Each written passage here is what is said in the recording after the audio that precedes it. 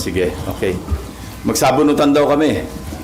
Yan ang reaction ni Senator Amy Marcos sa issue ng di umano ay pork barrel sa 2026 GAA, allocables and her baseless insults and untruthful criticisms against the Senate Blue Ribbon Committee, which I chair.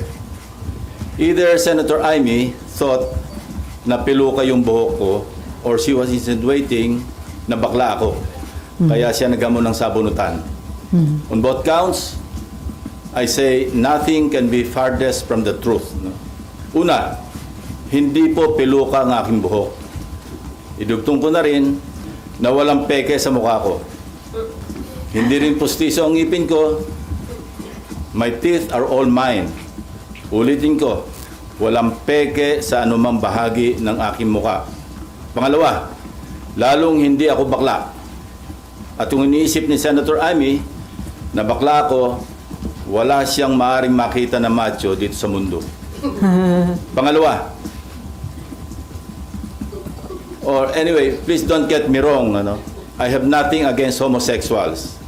It is their choice and I respect them for that. But as far as I'm concerned, kahit hindi ako kagwapuhan, para sa akin, masarap pa rin na maging tunay na lalaki.